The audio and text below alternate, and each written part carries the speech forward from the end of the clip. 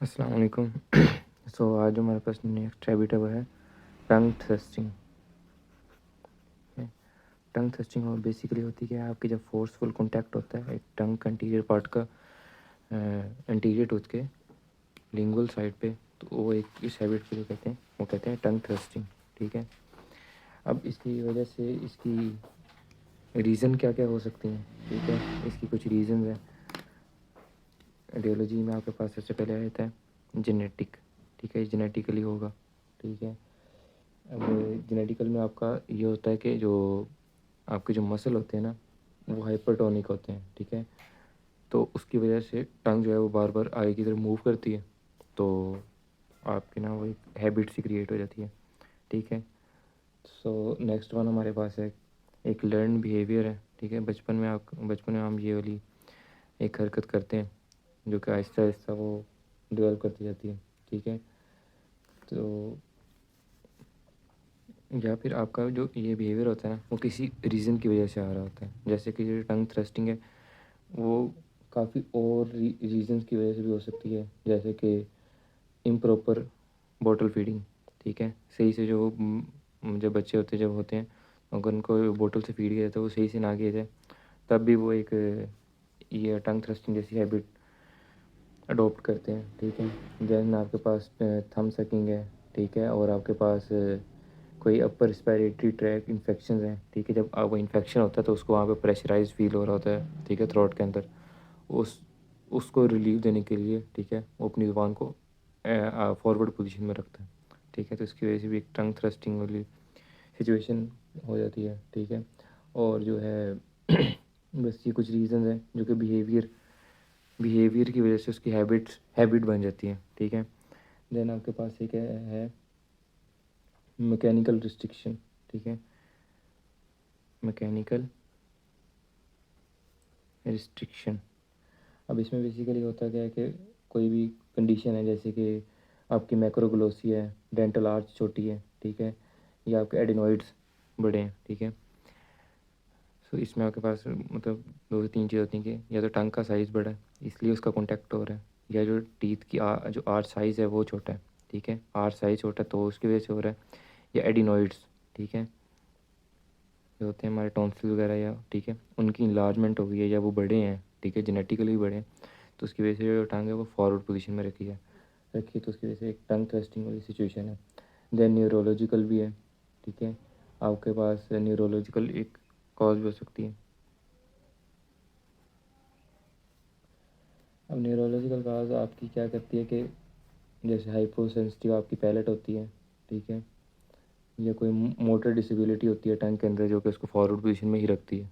ठीक है, तो ये न्यूरोलॉजिकल भी हो सकता है या साइकोलॉजिकल भी हो सकता है। ठीक है, वो मोस्टली आपके चाइल्ड एज में होता है। ठीक है, जो साइकोलॉजिकल होता है। तो ये कुछ रीज़न एटियोलॉजी है जो कि कार करवा सकती हैं, टंग थ्रस्टिंग की तरफ लेके जा सकती हैं। देन नेक्स्ट हमारे पास आई थी है क्लासिफिकेशन। हम टंग थ्रस्टिंग को कोई साइंटिस्ट ने किया है दो तरह से। एक में है सिंपल और एक में है कॉम्प्लेक्स टंग थ्रस्टिंग। ठीक है, और कुछ ने इसको किसी और तरह डिवीजन दी है। ठीक है, on the basis of non deformation और डिफॉर्मेशन। ठीक है, अब नॉन डिफॉर्मेशन वो क्लासिफिकेशन है। ठीक है, जिसमें आपकी कोई भी जो डेंटो एल्वेलर स्ट्रक्चर है उसके अंदर कोई चेंज नहीं आ रही, कोई चीज़ डिफॉर्म नहीं हो रही है। ठीक है, मतलब आपके जो आर्च है टूथ हैं वो सही हैं। ठीक है, अपने ओरिजिनल फॉर्म में है। तो उसकी वजह से भी आप वो जो टाइप है, टाइप 1 जो है वो है नी नॉन डिफॉर्मिंग। ठीक है, देन हमारे पास टाइप 2 है डिफॉर्मिंग। ठीक है, वो है एंटीरियर टंग थ्रस्टिंग की जो ज़ुबान है वो आगे की तरफ लग रही है। अब उसकी वजह से सिचुएशन क्या हो सकती है, वो तीन तरह की सिचुएशन हो सकती है। या तो एंटीरियर ओपन वाइट होगी, या एंटीरियर प्रोक्लिनेशन होगी, या पोस्टीरियर क्रॉस वाइट होगी। ठीक है, एंटीरियर और लास्ट में पोस्टीरियर क्रॉस वाइट, प्रोक्लिनेशन और ओवर वाइट।